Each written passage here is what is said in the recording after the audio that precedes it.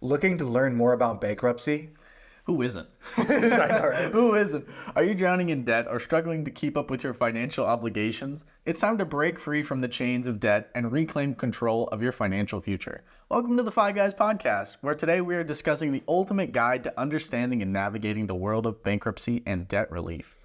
Join us as we unravel the mysteries of bankruptcy and debunk some of the common myths and provide some actionable strategies for achieving financial freedom. Whether you're facing financial hardship or simply just curious about bankruptcy, you've come to the right place. So get ready to embark on a journey of financial empowerment, and let's dive in. Let's dive in. Let's do it. I feel like at the beginning of that, we were kind of like that infomercial you see. Like, Very much so.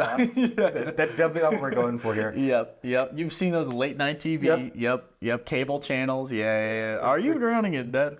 We're trying to avoid that. We're changing later.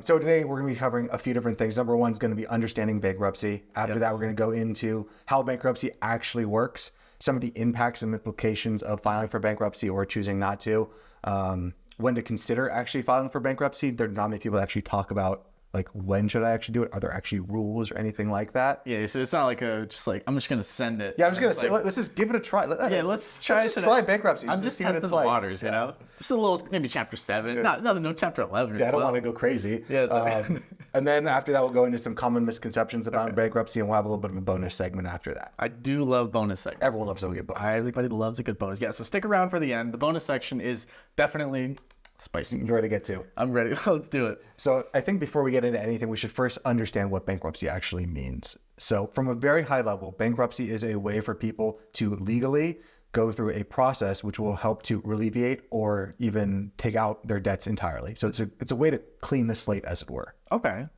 Makes sense.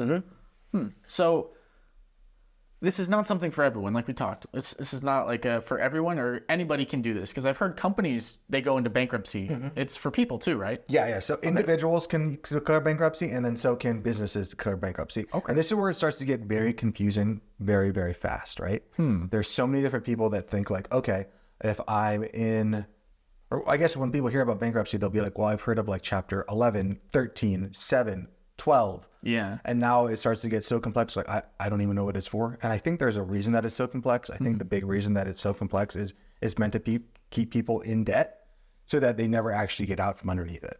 Oh, that's sad. Yeah. That's really sad. Yeah. Interesting. It's time for a rant. That's time for a rant. So back in the late 1990s, credit card companies finally got basically like unleashed on the world. And credit card companies were long before that, but that's when a lot of the regulations came off of them. So in the late 1990s, their whole business model of all credit cards is to get people to use debt that they don't understand, and then in order to now pay their late payments and their minimum fees for the rest of their life. Around 2005, we found that a bunch of credit card companies, people were declaring bankruptcy and getting those credit cards wiped.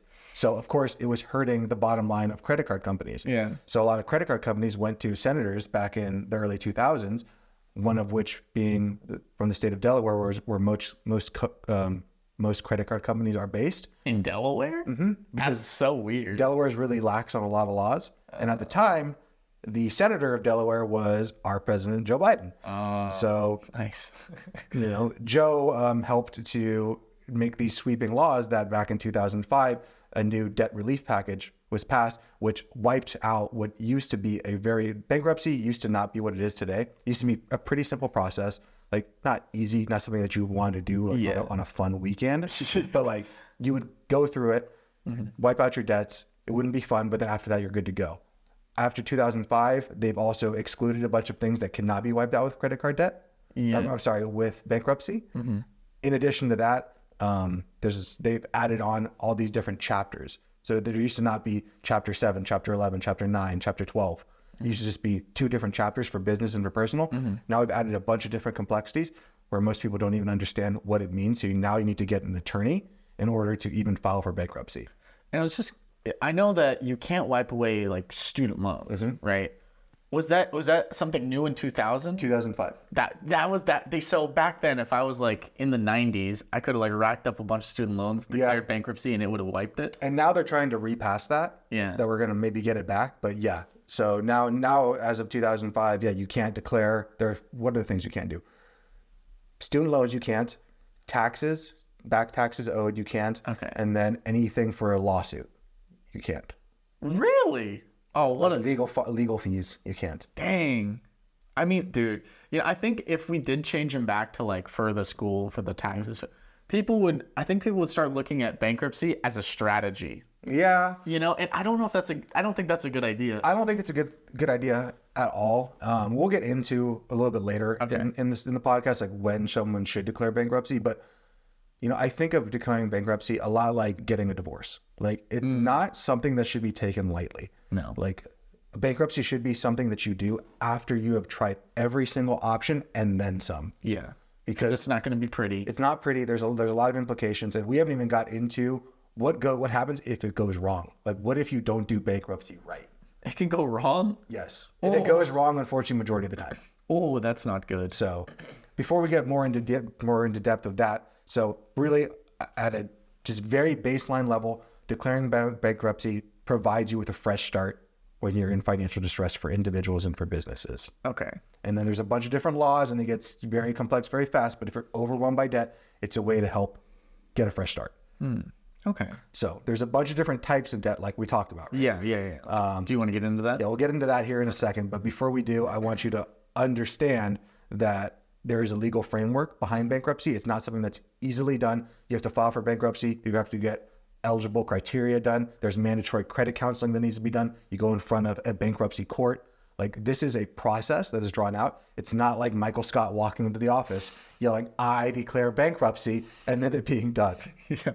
I'm solvent. I can't do anymore. Yeah, I can't do it anymore. But some scary statistics about bankruptcy, and the reason that I wanted to bring this up now is according to the Administrative Office of U.S. Courts, annual bankruptcy filings have actually gone up to 450,000 at the end of December of 2023, which is up from 380,000 the previous year. That's just for personal filing. When we also include business filing, we're looking at an increase of 17% year over year in total bankruptcies, with 40% of that actually being from businesses. So the good news is individuals are not filing as much, but businesses are as they were, but it's a huge amount. Yeah. 17 across the board, 40% of that was business filings, or business filing rose by 40%. Dang. Insane numbers. That's a crazy number. Because like when you think of like, I mean, you said like almost 400,000 for personal. Like, I don't know. It's like over 400,000. It's like, I don't feel like that's a lot of people because, America's like 360 million people or whatever. And it's like, oh, that's not too bad. I mean, that's not bad, But then it's like, if 400,000 people ran up the street, you'd be like, oh, well, the country's over. Yeah, that's all. I'm in danger. Yeah. 400,000, that's a lot of people. Yeah. And do you think some of them probably didn't need to? Or what do you think? Yeah, probably. And, that's something we can talk about. I think there's two extremes of people who look at bankruptcy. Either they're going to look at bankruptcy as it's just kind of it's my get out of jail free card. And I can do it every 10 years and I'll just redo it. And then, it's just fun. Like, there are those people. And then there are people who are like, I will never do bankruptcy, no matter what the situation. Yeah. And bankruptcy is a tool. It's really just a tool. And we need to find that middle path of, have we tried all the options? And I really don't think there are that many people out there who are on that left side of it's like, oh, I'm just going to declare bankruptcy every 10 years. Despite what like the Susie Irwins with the, what's his name? Dave Ramsey of the world think that people are just out there declaring bankruptcy because they find it to be fun. Like, I don't think that's true. Most people that end up in bankruptcy, it's not because of bad credit card, like bad abilities. Like they just can't control their impulse. Like, oh, I see a purse, I need to buy 20 of those. It's most of the time it's medical debt, it's student loan debt, someone loses a job, someone dies, things like this. It's these big overarching terrible things that are happening to people. It's usually not. And then of course, bad credit handling can contribute to that, but that's typically not the one thing that gets people into debt or declaring bankruptcy.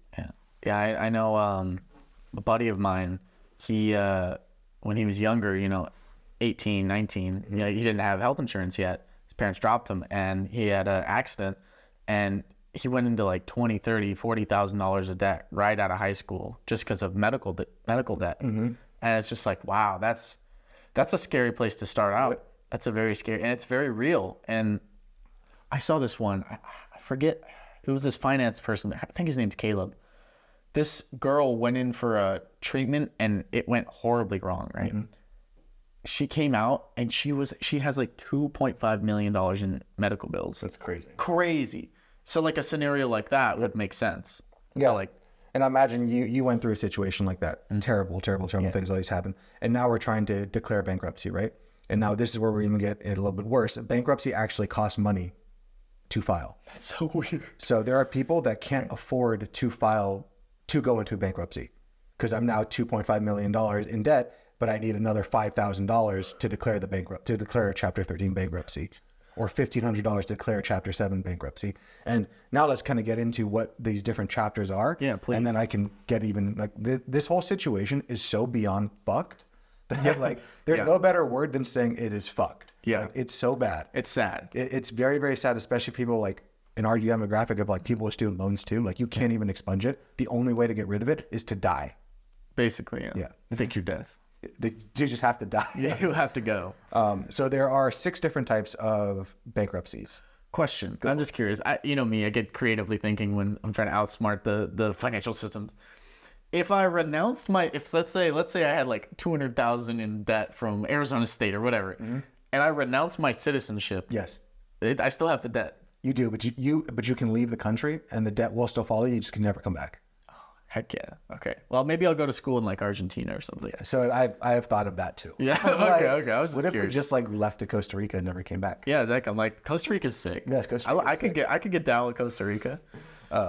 Anyway, I don't know. I was shooting the breeze. You know, so just thinking about it. So there are 6 different types of bankruptcy. Okay. And we don't need to go into all 6 types because there's no way in heck we're going to go into all 6 types. I mean, Chapter 12 is my favorite. Chapter 12? Yeah, for farmers and fishermen. farmers and fishermen who actually have income? Yes. Yeah. It's literally, if go look up Chapter 12, you know, you've heard of 7, 11, and 13, but Chapter 12 is the most bizarre. Yep. Yeah. There's a lot of weird ones, but today we're only going to be focusing on 2. Okay. Chapter 7 and Chapter 13. Okay. Chapter 11 is typically used by businesses. Chapters 9, 12, and 15 are like, they're not for us. Yeah. They're for other people. But Chapter 7, Chapter 13 are the big ones that we need to talk about for individuals who are working on these types of things. Okay. So do you have any questions on so first off, let me tell you what Chapter 7 is versus Chapter 13. Please. It's a great place to start. Chapter 7 means it's what you think of in bankruptcy. It's what the common person thinks of. Okay. I'm going to declare bankruptcy. I'm going to sell off all the assets that I have. And then I'm going to pay down as much as I possibly can. The rest of it gets wiped clean. Chapter 13 got introduced after 2005 with that big reform bill that I talked about. Correct. Which is a little bit more confusing in that you can go ahead and you can apply for bankruptcy. Now you're no longer going to be getting those calls anymore, people saying you owe money. But now you're just restructuring the debt to now be paid over the next 3 to 5 years. Do you pay less, or it just like knocks out the interest, or like? That's going to be determined by the court. Oh. So this is where it gets a little weird. But with Chapter 13, the nice thing about it is you can often keep things under certain limits. So you often get to keep the house. You can keep the car because the house is the roof over your head. The car is the way that you make means to make the money. But here's the big issue. Chapter 7 typically costs about, nowadays, 2024, about $1,500 to go ahead and do. And for some people, it might be the right thing. Maybe you're someone who rents a home. You only have like one car. You don't really have a lot of assets. Chapter 7 might be the right way to go. But Chapter 7 usually takes $1,500 upfront in legal fees in order to get done. So if you're so poor that you can't afford bankruptcy, Chapter 7 might be the right thing to do, but it might be difficult. Chapter 13, on the other hand, costs substantially more money, usually costs around $4,500 to do, but you can pay that over time because the legal fees are substantially longer because this process typically takes 3 to 5 years to do. So the lawyers know that they have time to make up the money for that. But the issue with Chapter 13 is if you go ahead, you enter into this debt restructuring plan and you get to keep your house and everything, you don't have 3 to 5 years where you have to make every single payment. If you miss one payment, you could start back at ground zero and have nothing. And the real issue, and this is where this scary statistic comes in, 1 in 3 people actually complete Chapter 13 bankruptcy without screwing up. Oh my gosh, dude. That's horrible. So you go through all this, you destroy your debt, you do all these things, and you still end up inside the same situation. Dude, oh my goodness. And this is where it starts to get very, very scary, very, very fast. I see, yeah. Wow. You're describing a very scary situation. I can't imagine. I pray for those 400,000 people a year that are doing these types of things. That's sad. It's scary. It's damn. Yeah, and that's not even to talk about like after you go through all this, you're going to have to like meet with a credit counselor, you have to meet with an attorney, you have to go through all this stuff, and then you have to go through this asinine course where they basically like teach you how to not do it again. Which imagine for like a lot of these people, like your friend or that person that was $2.5 million in debt or $40,000 in debt, even 40 after a medical emergency, and then it's going to tell you like in this course, like, oh hey, you should get a job that pays more. Yeah, like, it's a slap in the face. It's a slap in the face. Pretty much, yeah. Like you should get a job that pays more so that you don't do this to yourself again. And I'm sure for like a lot of these people who they might be, younger, older, middle-aged, whatever, it almost, I would think that it would really have an effect on their ego and their, like, that would just suck, because I know a lot of people are very proud people. I don't ever want to have to declare this. I'll fight it to the end, but when you have to go through something like this, it's like, God, it just takes you down a peg. Yep. Yeah. Yeah. I think there's a lot of people who will like fight bankruptcy, or like, I agree with you right there. Like 100%. Like there are so many people that look at bankruptcy of, I will never do it no matter what. And there's a lot of people that like look at people who do bankruptcy as if they think it's like this fun thing that they're just doing all the time. But I don't think that's ever the case, just based off how much work this is to do. When you do a Chapter 7 bankruptcy, that's on your credit report for 10 years. It's a long time. It's a decade, yeah. It's a decade. Chapter 13 is 7 years. And the reason they only do it for 7 years is because you're in that payment restructure plan for 3 to 5. Gosh. Where you're still like technically in bankruptcy. Dude, these chapters suck. Yeah. We need like a chapter 1. Yeah. So, I mean, just from that, like Chapter 7, Chapter 13, and it even gets scarier in that a lot of people that probably should be filing for Chapter 7 bankruptcy, oftentimes they'll go and they'll meet with an attorney, but they don't have the $1,500 to pay for the attorney charge. No. So they'll be told, oh yeah, just go into Chapter 13 then. It'll be better for you. But these people, they already can't make it through. They're already having trouble making payments. Now they're being told by an attorney, you want to do Chapter 13, because now they're going to have 3 to 5 years of trying to make these perfect payments, where for them, it would have made far more sense to sell off the assets that they already didn't have and then just restructuring the debt. So there's a lot of predatory things that happen in here, which is where it gets really difficult to even send somebody to like a financial professional, because you don't know which financial professional you're sending that person to, and if they have the best interest at heart of the person, or if they're just trying to make, $4,500, and then after that, it's on you to make sure that you get it done. That's wild. Quick question. I know in the financial world, there's fiduciaries. Is there fiduciaries for attorneys? Yeah. Or are they all supposed to look? Attorneys have a fiduciary obligation automatically. Okay, that's good. And for those that don't know, would you like to explain? Yeah, fiduciary means that they need to act in your best interest. But just like attorneys and just like with advisors, people can be dual registered. Yes. So that means they can act in your best interest, but also in their best interest too. They don't have to tell you when they're acting in yours or in theirs unless you specifically ask. Gotcha. And most people don't know this stuff. Yeah. Which is where it gets very, very difficult. Yeah. So again, Chapter 7 is liquidation bankruptcy. You're getting rid of everything. Yeah. So you're getting selling any asset. Any asset you have your car, your house, all that's going away. And that's it's gonna pay off as much debt you can, and then you get the rest of it wiped clean. Chapter 13 is reorganization bankruptcy, where unfortunately, majority of the time, you end up getting, or fortunately, you get to keep the house, you get to keep the car, but now you're just extending your debt out for 3 to 5 years, where you have to make every single payment, or it gets, for most of the time, you don't get started back at zero, but you get to keep your things. Yeah. But if you screw up, you start back at ground zero, and you still have a bankruptcy. And you get nothing for that. That's rough. That's rough, buddy. Wow. This is a serious podcast. This is a very serious podcast. Like, I'm trying not to crack jokes and everything and make it light and everything. I know, there's probably nobody in our podcast today that is, I wouldn't think, considering filing for bankruptcy. A lot of our returning viewers, they come for the knowledge, they come for the education part and the witty banter. Yes. How funny we are. Yeah, well, yeah, because we're hilarious, That's a bad joke. We're not that funny. But wow, that's just some serious stuff. That's Dude, I can't imagine being so bankrupt that I can't afford bankruptcy. Yep. That's wild. Yeah, it's scary. It's a scary prospect. Yeah, one scary thing with like Chapter 7 is it cannot stop foreclosure. So like if you're getting foreclosed on and you try to file for Chapter 7, it can maybe delay foreclosure, but it can't stop it. So you're still going to get kicked out of your house. So you still lose the asset of the house. You still lose the asset of the house, but Chapter 13 could often stop foreclosure Really? of the house. Yeah, because you're going to start to sell other assets, or you're going to restructure the debt to pay it off. This is where it gets really complex because you're in court too. Yeah. You have like people fighting for you. I don't think people like messy things like that. No. I would hate that. I just want to listen. For me personally, I just want to do my finances by myself or with a financial advisor like Chris.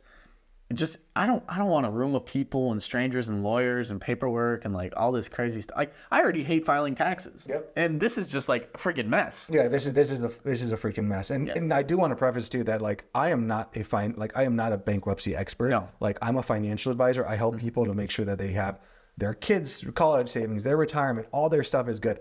If someone's in bankruptcy, like I am not your guy for that. I'm not the person to say like you need bankruptcy or don't need bankruptcy. There are people that I can resource out to there. But I just want to make sure that we get this information out there because there's too many people that ask me, Chris, when is bankruptcy the right time? Like when should I consider it?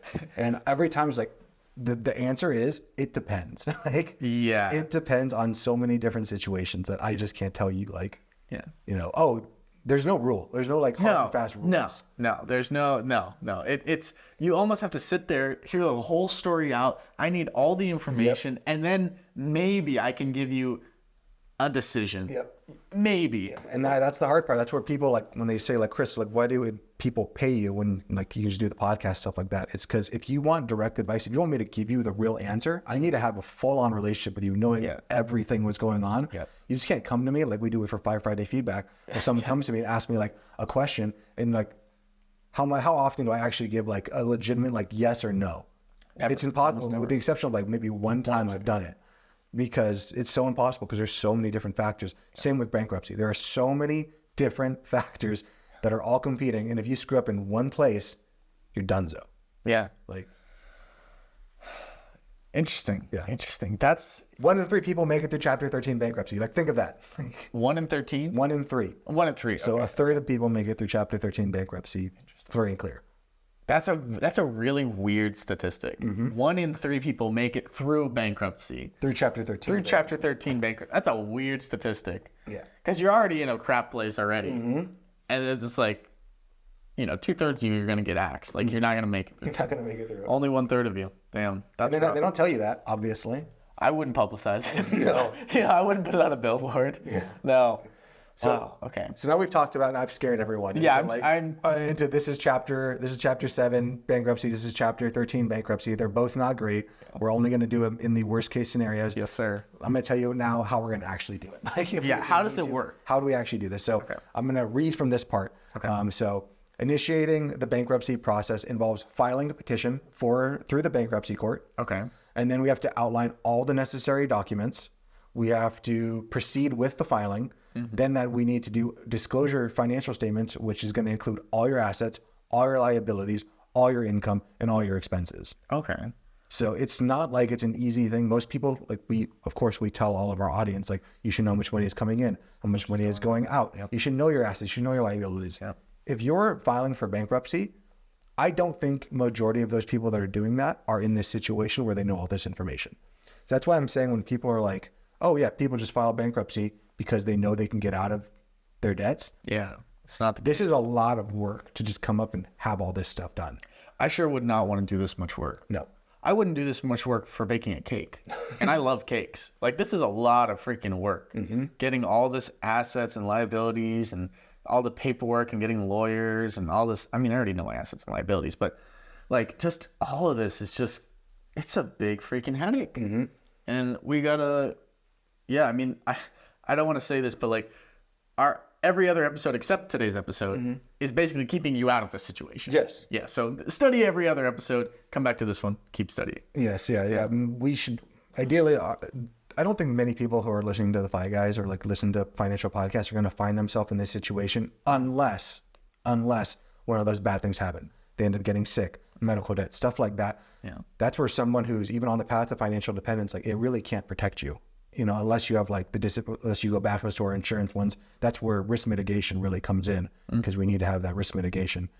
Some people might have to file for bankruptcy because their spouse died and their spouse was the number one bread earner. And then could you imagine that happens to you? They have to go through some stupid ass course telling you next time your spouse dies, you should have done this.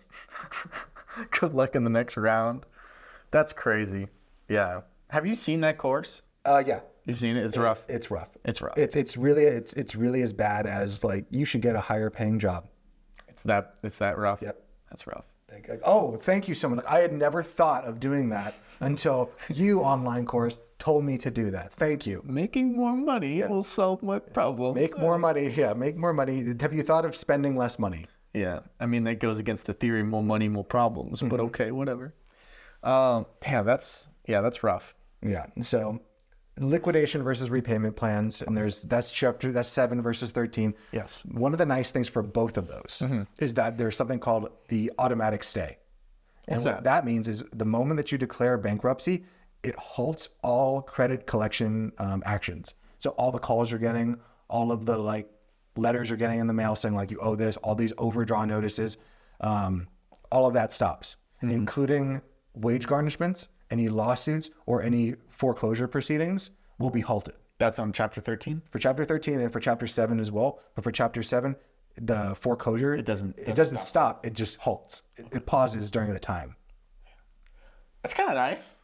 Yeah, so I mean, I'm trying to be like the optimist. I'm like, pros and cons. I'm like, I hate getting calls. Yeah, I mean, the letters suck. Like, it gives you breathing room. Yeah. Thank God for that. We have a little bit of breathing room, but like, is it worth it? No, I don't know. Dude, $1,500 for the silence. Yeah. That's crazy. And then this, 10 years on the 10 years for the Chapter 7 and 7 years for Chapter 13. That's weird. Yeah. So you talking about the 7 and the 10, that kind of gets us into the next segment. The impacts and the implications of actually filing for bankruptcy. Yeah. So I think the biggest thing, which you just said there, the 7 and 10 years, what that means is how long it stays on your credit report. Okay. So bankruptcy will significantly impact your credit score and your credit report. Damn. So like you said, for Chapter 7, that is on your credit report for 10 years. So what that means is that you have like a warning sign over your head anytime you're applying for anything. Damn. Like credit-wise. Yeah. Chapter 7 or Chapter 13, 7 years that's on your credit report. Then that's also including the 3 to 5 years that you're doing the repayment. Then after you repay, then it stays on for 7 years, and it's on there during the payment. Damn, it's almost like a criminal record. And it's like being like a felon or something. It's like you can't vote, you can't do a whole lot of stuff. That's crazy. Yeah, and just think about like from this standpoint, if you went into Chapter 7 bankruptcy, right? You declared like, all right, I want to liquidate all my stuff, so I'm going to sell my car, I'm going to sell all these things, I'm going to sell the house. Now you're bankrupt, and now your credit is tanked. Now when you go out after the bankruptcy is over, and you're like, okay, I need to get a car again. I need to buy a house. Here's my 600. Here's my 500 credit score. Yeah, because I declared a bankruptcy. It goes to 500. It could, yeah, most likely. What do you think it should start out at? Do you think? Because like if you're starting from zero, kind of in the hole, and you just declared bankruptcy, I feel like you should get a fresh start. Like a 100%.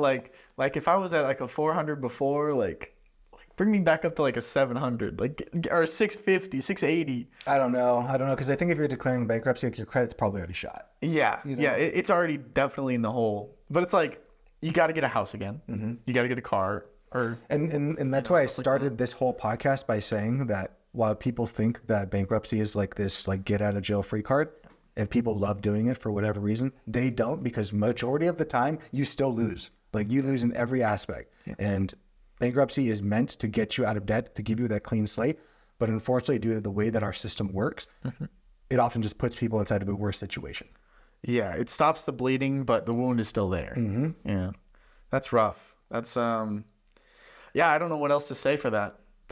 I don't think many people contemplate the end game. They only see that I'm drowning and I need a life vest, but doesn't realize that the life vest, the person saving you is going to entrap you. It's going to like shoot, it's going to stab you to pull you out of the water. Yeah, exactly. So not definitely, we got to know when to consider it. Yeah, we'll talk about that here in a second, okay. But just think about like how long it takes to rebuild credit. We've done a few ones on like credit and how long that takes. So I think a lot of people, they think like, okay, well, maybe I just want to buy a house for a little while. I'll buy a car in cash. Did you know even when you try to rent a house that they can still pull your credit report? Yeah, they do. Yeah. Even jobs can pull your credit reports. That's weird. Yeah, it is weird. But imagine like you work in like banking or something like that. Or you work in like finance. Yeah. You have someone who has a security clearance. Like my father, when he was in the Marine Corps, they would pull his credit constantly for every time. And my uncle, who has a security clearance, every time they go up, they're pulling all that stuff because they want to make sure that are you compromisable? Are you in a bad situation? Because if you are, then we're not going to give you a security clearance if you're, $60,000 in debt. Yeah. Or you're in foreclosure or something like that, something real bad. Interesting. Yeah, because, they don't want to get, like you said, compromised. That's interesting. Never thought about that. Yep. Never thought about that. So another impact or implication is the asset protection if you do decide to go Chapter 13. Okay. Is that can protect the asset. So like say you're about to lose the house, that could help protect the house. If you needed to sell the car in order to pay off some debts, that can have you keep the car. There are things that you're going to have to get rid of, 100%. So most of the times, like brokerage funds, that's gone. But like your retirement savings, that often can stay. Okay. And then like how far do they go into like assets within the house? I don't know. Because if I had like, I don't know if they're going to bring somebody in and be like, how much is that worth? Yeah, because it's like, well, what if I have a painting here? It's a Monzon original, and it's like I value it at 200,000. It could sell for 200,000. It's like, would you make me sell that? Or it's like, I would think so. I would think so too. I'm not sure. Honestly, got to keep my Monzon originals. Yeah, but there are like federal, there's state exemptions, and there's strategies for maximizing asset protection that you would really need an attorney to go into that with you as to like what that's going to work on your end. Yeah, I just imagine us making a video. Today we're talking about tips and tricks for not losing all of your crap. Let's go. Okay, but interesting. Yeah, but remember that in the end of the day, like the implications and the impact of doing bankruptcy is it is meant to not be the end of the road, but just a fresh start to restart the road for you. That's what it's meant to be. Now, that's what it's meant to be. I'm sure that I've showed you that it cannot be that. Yeah. Oftentimes, that is what bankruptcy is supposed to be. Do you think they should roll back the stuff they enacted in 2005? They're trying to. They should. Elizabeth Warren, I think her name is. She's been like a really big proponent of like, we need to fix these issues. Yeah. I'm curious to see how many people coming straight out of college would declare bankruptcy. And that's something we didn't even talk about, like how this whole situation is for like millennials and stuff like that. Because a lot of millennials that came out of college with 50, 60, 80, shoot $400,000 in debt. And that is not expungible through bankruptcy at all. The only way you can get out of it, if you have federal student loans, is to die. Yeah. And if you have private student loans, it's to pay it off or have everyone die. Like there's no way out of it. Because if they're private and you die, then it just moves on to next of kin. That blows, dude. That blows. Now, of course, that person can choose not to pay it, and there's usually not that much recourse that they can do. Okay. But yeah, it moves on to next of kin. But most people just choose not to pay it. Damn. That's wild. I was just thinking, like, you could really be a dick to your kid. You're like 80, you're like, I'm going to Harvard. I'm going back to school. 200,000, here we come. That's what you get. Should have bought me a better birthday present. That's what I always say. It's better like when parents are like, oh, I need to make sure that I take care of my kid and like all this stuff while like screwing themselves over and like putting themselves into all this debt. It's like when you die, you think that just like the debt just doesn't like disappear into the void. Like it get passed down to your next of kin. Yeah. Now they can choose to fight it and they're probably not going to pay it and there's not going to be a lot of stuff, but that's going to be a lot more stress than you leaving them $10,000 in your will. Yeah. Like just pay off your debt. Yeah, of course. It's like I would much rather get nothing and not have any debts than to get like $5,000 and have to go and like manage all these different accounts and like pay off all the debt. That's an interesting way to look at it. I never thought about that. Yeah. So next segment I want to get into is when should we actually consider filing for bankruptcy? Yes. Like when is the right time? Yeah. And like I said earlier, like this is a difficult subject, and there really isn't. There is no rule I can tell you. I know that everyone in finance are like, just tell me the rule. If it's this much over my income, like, and I have this much in this, like, I want to know that rule. There is no rule. What's the debt to income ratio? What's my debt to income ratio for me to file bankruptcy? There are none. The only thing I can say is like, you have tried everything. You are so overwhelmed by debt. You have an inability to pay. You're constantly being like harassed by creditors, and you've tried every single way and then some, and then you still can't figure it out. You know, I really look at it the same way as I do divorce. Like, are there people who get divorced and like the first moment they have a fight, they're like, all right, it's done. And then they walk away. I'm sure there are those people out there. There are people out there that are stupid. Yeah. So like, yeah, that definitely happens, but it's not common. I think most people, before they go through divorce, they try counseling, they try this, they try that, they try every single thing they possibly can before getting to that point. And it should be the exact same way for bankruptcy. It should not be the like, oh, I'm just going to do it every 10 years. I'll buy as much as I want.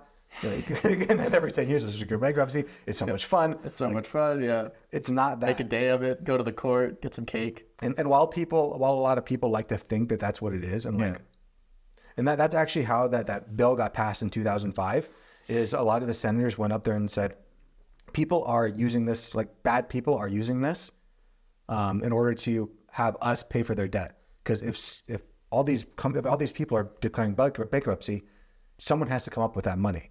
And that means that it's coming to us, the regular taxpayer. So they were saying that like every taxpayer is paying $400 additional in taxes in order to pay for people that are declaring bankruptcy.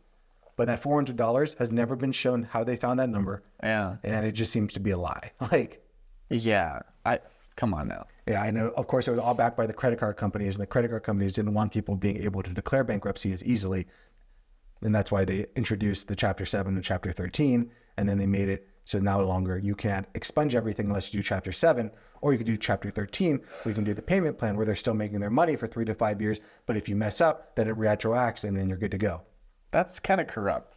It's super corrupt. Very corrupt. Yep. Yeah. That missing one payment, that two-thirds of people failing on Chapter 13, that breaks my heart. Yep. That breaks my heart that you went all the way down the road and had to file, and it was the best option you had, and there was nothing else you could do, and you get there and you finally get through it, and then you miss a payment and you're back to, I don't know, square one, but you're definitely back in a bad place.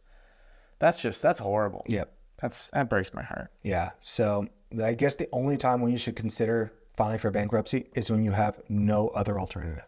Yeah. You have tried every single option that you could constantly think of. You've done debt relief. You've done negotiation. You've done consolidation. You've done insolvency. You've done every single thing, and none of them have worked, and you're still drowning. Then and only then should you seek legal and financial advice in order to see, do I qualify for this? Like, am I at that point? And only can a professional with time and like dedication to your specific situation evaluate the specific circumstances to determine if bankruptcy is the best course of action for you at that time. Gosh. Because remember, at the end of the day, it is meant to be a clean slate for when the worst happens. Yeah, absolutely. And I'm here to say, like, the worst happening, it can be anything, and it can come for any of us at any time. Definitely. Even us on the path to financial independence. Yeah, we're just, we're a few slips away, from something critical happening like this. That's why you got to keep yourself protected, But how much of this comes down to, like, sheer dumb luck? Yeah. And like other people saying like, oh, I've never been bankrupt because I'm just really smart. It was like, but you've never also walked across the street and got hit by a car for some guy who's uninsured, and then you have blank medical debt. Yeah. Oh. That's wild. So I'm all about personal responsibility and like all this stuff. And we've talked about this all the time. Like, you need to take control of your life.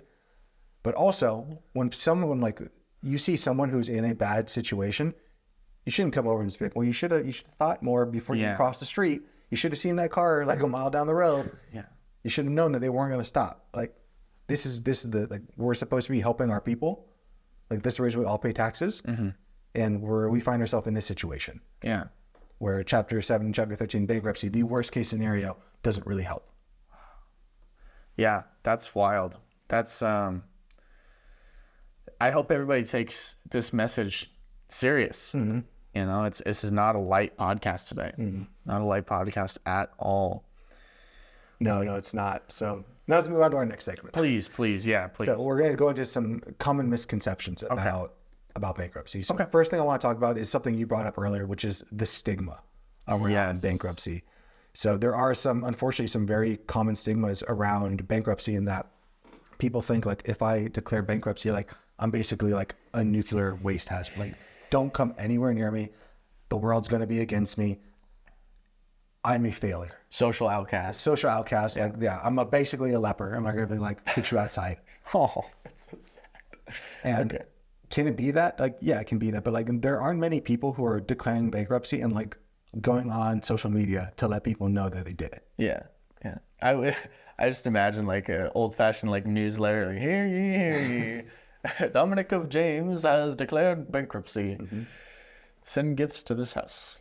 Yeah, send gifts here. Send gifts and snacks. Dang. Yeah, I wouldn't assume people would publicize it very often. I mean, maybe your closest of close friends would know. But, you know, I think that's why it's so important to have a friend come along with you on the financial journey, and that you don't go out alone. And especially if you're in a relationship, you know, one person can't be spending all the money and the other person be saving and being financially smart and planning for independence and whatnot. I think it takes a village. It really does. It really takes a village. But definitely going with a friend and with family and inspiring people around you. I think that's really one of the reasons for the podcast is just inspiring people about finance. And, you know, just because we have a podcast about finance doesn't mean you guys at home can't inspire other people at home or in your community or in your friend group to learn more about finance. Because, you know, it gets sad when, you know, you become financially free and, hey, Chris, let's go to Cancun, let's go to Bora Bora, let's go on a cruise and just eat to our heart's content. And it's like, I can't, I can't. You know, it honestly makes me tear up a little bit because it's just like, it's so sad. Yeah. It's so sad. And I think that you said like the reason we do the podcast is to get the information out there. Another big reason that I want to start this podcast is just to normalize the conversation around money. Yes. Because so many people don't talk about it with their friends or families. And hopefully by listening to the podcast and bringing your friend along with the podcast, my thought would be, oh, did you hear the thing about bankruptcy? Like, did you know that like 2/3 of people that declare Chapter 13 bankruptcy don't make it through? How effed is that? That's crazy. Yeah. What a talking point.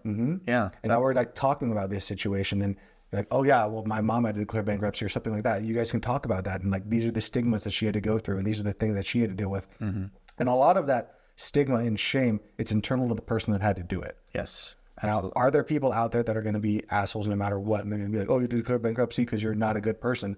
Majority of people aren't going to be that way. Majority of people are going to be like, okay, like I understand. But the stigma you put in your own head of like, I'm a bad person, I am not good with money. When for majority of the time, I believe it was the situation that you happened to be in.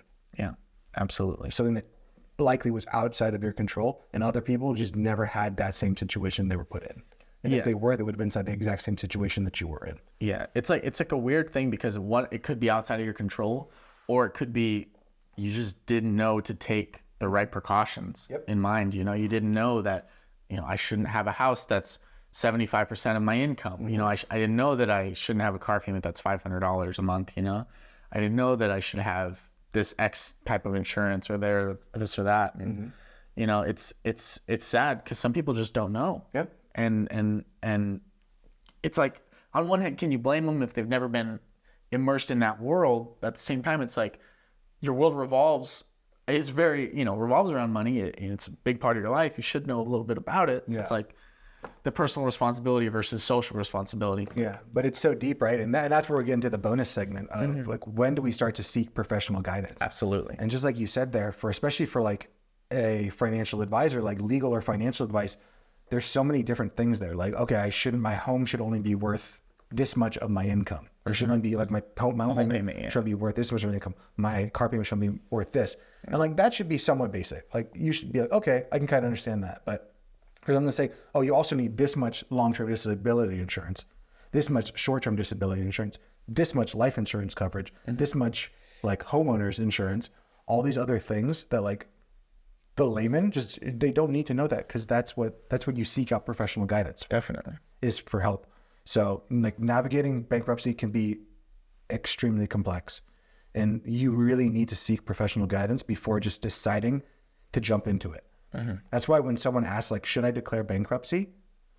I always say, I don't know. It's like, how much time do you have? How much time do you have? Because like we're probably gonna need a few days of Getting into the in-depth details, conversation, explaining the risks and the rewards and the every. I mean, what we talked about today, and even in more detail. You know, because now we have to go into your situation, your finances. If we do decide to do Chapter 13, can we guarantee that you will never miss a payment? Like, can we have extra money on the back end just to be sure that like something goes wrong in life? Like, what if you're like, okay, I know I can make this payment, but then you break your leg, and like you can't go to work for like a week. Oh, now you're done. Yeah, I tell you, it's a scary place to be. It's a very scary place to be. Yeah. I mean, is there anything else you want to add on the? Before we get into that, I do want to get into the alternatives to bankruptcy, because there are some alternatives that people don't think of. Good. We'll end on a positive. And on a positive note. Die. Yeah, you can die. Kill yourself. No. But yeah, so again, before we even get into that, like we always want to seek financial advice, and that's where it really behooves people. I don't think that everyone needs a financial advisor by any means, but I don't think anyone would be hindered by a financial conversation with a financial advisor. Yeah. To at least see, is it right for you? So if that's the case, you can always reach out to me, Chris at Mons on Wealth, or you can just reach out to any advisor in your area. Just make sure they're fiduciary, make sure they have their best interest at heart.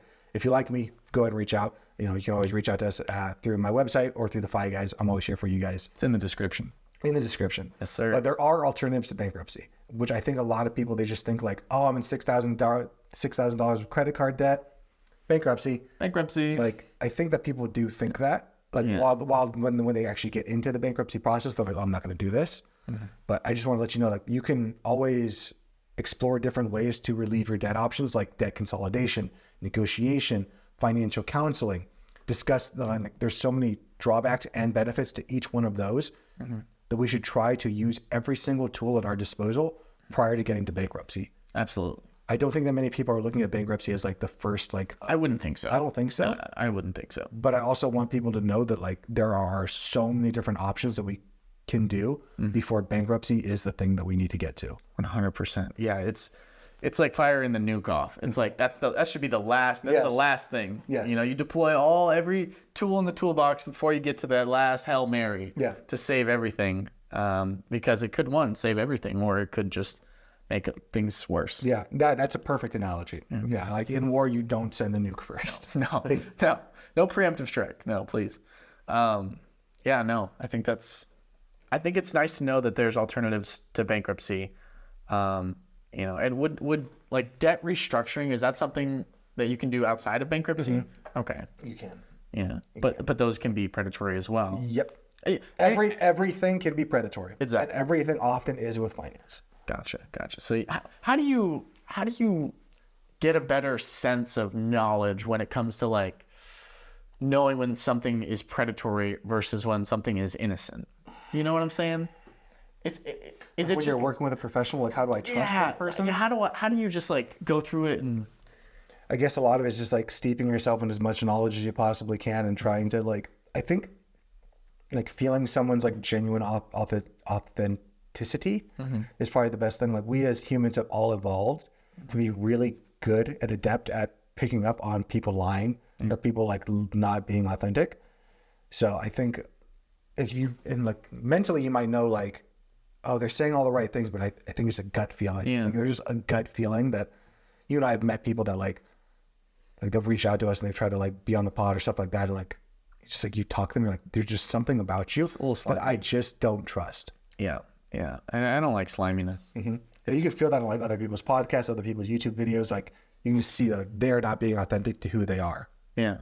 I mean, the only way to know is to just to know. Trust your gut. I mean, I think it might have to do a little bit with street smarts as well. So if you're not very street smart, I definitely encourage to try and figure out how to become more street smart. Yeah. You know, it's not like something you can read a book on, I would think. I don't know. I guess my other option would be like get a second and third opinion. Yeah. Get counter opinions to different people and see like are there people that are saying the same thing? Yeah. Or is everyone saying something different? Yeah. because often you just want consensus. Like, I think the worst thing would be like you have two people saying like, this is the best course of action, but like your buddy over here is like, don't do that because of this.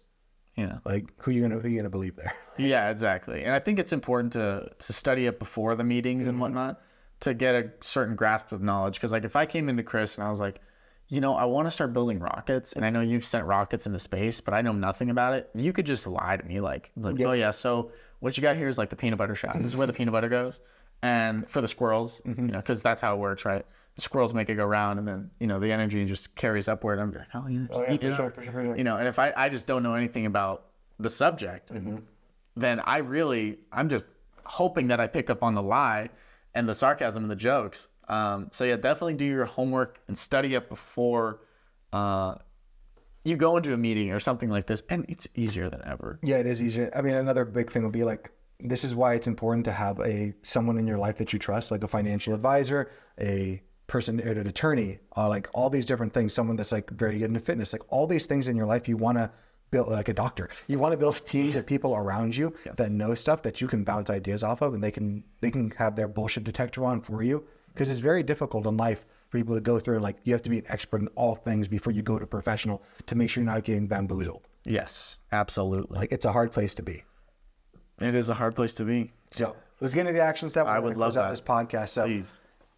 I hope this is not the case. But if you are considering bankruptcy for any option, for like any reason, please, before you do that, please reach out to a professional to make sure that you're looking at all options before you do that. Hopefully this action step is one that no one's going to take us up on by listening to this podcast. Yeah. But if you clicked on this video or you listen to this podcast because you are considering bankruptcy, before doing that, please reach out to a professional. You can always reach out to me, Chris, at Mons on Wealth. If I'm not the right person, I'd be happy to send you in the right direction, or at least to hear the situation and say, you know, maybe or maybe not. Yeah, but absolutely. Don't just go into bankruptcy, and please be like really, really scared or afraid of those infomercials that are like, oh yeah, we can get you into bankruptcy for $0 down, all this stuff. There's a reason they're doing that. Yeah, it's like a business's job is to make money. And if you're the one they're in business with, they're going to try and make money off of you.